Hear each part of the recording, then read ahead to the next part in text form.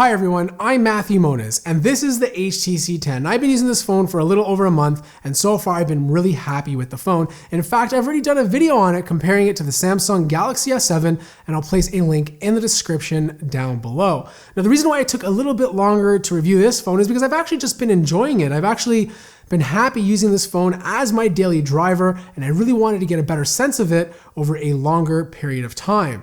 Now, one thing that a lot of reviewers are saying is that the HTC 10 doesn't stick out from the crowd because it doesn't have that extra feature or that extra gimmick. But to me, that really doesn't matter. At the end of the day, the phone actually manages to do everything I need it to do, but really well. So here's my review.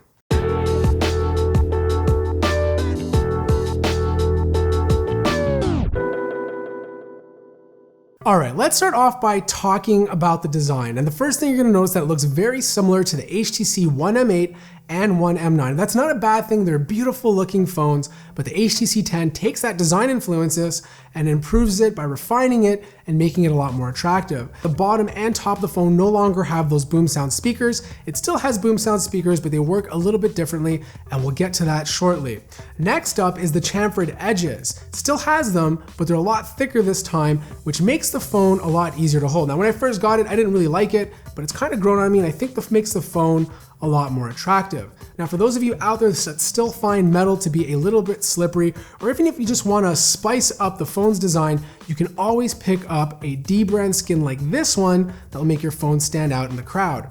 Now, other changes is that it now has a USB Type-C port, so it's using the new standard. And also, these buttons are very tactile. I'm really impressed on how clicky they feel. I know it's a small thing, but you're gonna learn to appreciate it. Next up is the display, and the biggest difference compared to last year is that it's 0.2 inches bigger, and instead of being a 1080p screen or Full HD, it's now QHD with a resolution of 2560 by 1440. So you're definitely not gonna see any pixels. On top of that, it is an IPS panel. It's a good IPS panel. The viewing angles are great, the colors are good, but I did find the colors to be a tad washed out compared to other IPS panels such as the iPhone 6s Plus. Now, I know you can go into your display settings and change the color profile, but that only makes the tone a little bit warmer or cooler. I found that I had to really increase the brightness when I was outside. You also have a fingerprint scanner on the bottom, which is ridiculously fast. In fact, it's one of the faster fingerprint scanners that I use on a smartphone. And the cool thing about it is that you get into your phone a lot quicker because you don't have to press a button down. Now, it also acts as a home button, so if you do press it, you can go home. And of course, you have capacitive buttons on the left and right side. Now, you remember before in the beginning when I told you that they took away the boom sound speakers? Well, they're still here. They just work and look a little bit differently. They've now placed a speaker on the bottom of the phone, which actually only plays the low frequencies and the bass. And the other speaker is the earpiece on the top, which is used to play all the highs and mid-tones. It works extremely well. Now, it's not as loud as last year's boom sound speakers, but it's definitely much better than any mono speaker you're gonna get on a smartphone. But that's not all in terms of audio. You also get a 24-bit DAC inside of the phone, which is great to get really high-res audio. You can play up to 192 kilohertz, you can play 16-bit profiles. So if you attach, headphones that require more power, the preamp inside will do a better job of handling it. Now, I've tested it myself and it does make a difference. Even with crappy headphones, you're gonna notice a little bit of a sound improvement. HTC has also included sound profiles on the phone itself, so you can change around between theater and music mode depending on what your sound preferences are. Now, when you take that awesome audio experience and you combine it with very fast performance, you're gonna get a very good user experience. And that's how I feel about the HTC 10. It's using the latest Snapdragon 820. It comes with 4 gigabytes of RAM. So it's using the same stuff that most high-end flagships are using this year, but it just runs really, really well. I had no problems playing the latest games, multitasking, and anything that I threw at it, it handled with no problems. Now, for those of you wondering if it overheats like last year's model, it doesn't. It is metal, it sometimes gets a little warm, but it's nothing to be concerned about. The one thing that I noticed is that loading up apps felt faster compared to the Samsung Galaxy S7 or LG G5, and I think that's because HTC sped up the animations, and I just think the HTC 10 in general does a better job with memory management.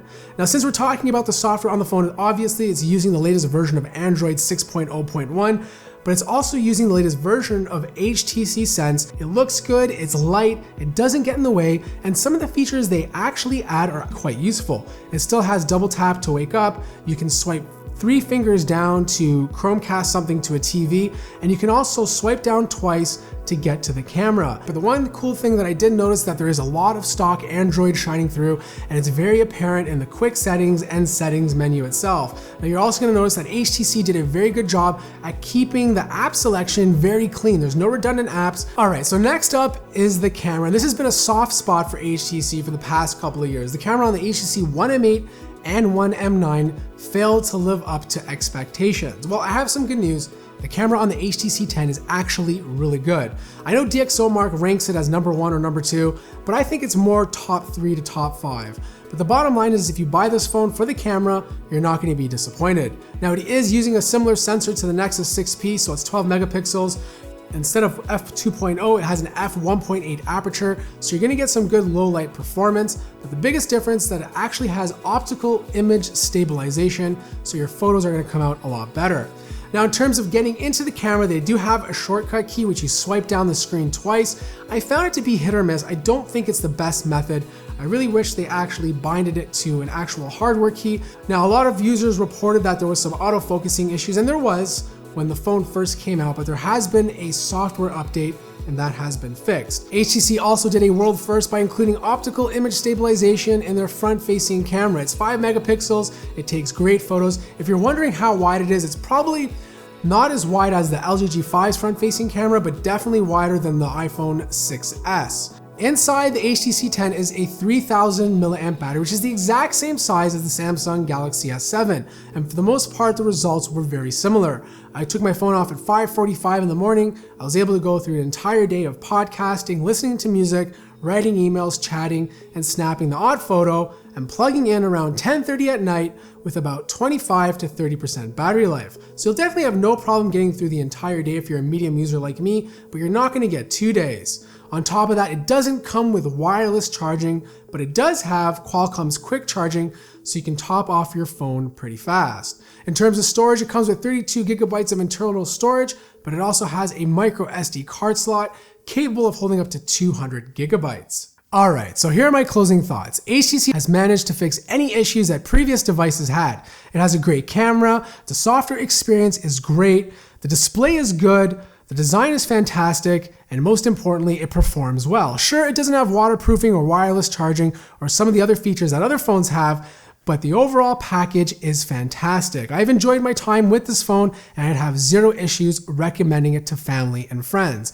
Now, for those of you out there that have an HTC 10, let me know your thoughts in the comments below. If there's anything you don't like about it, I definitely want to hear what you have to say. I want to thank everybody out there for watching this video, and if you enjoyed it, feel free to smash that like button. If you're new to the channel, subscribe, and as always, I will see you in the next video.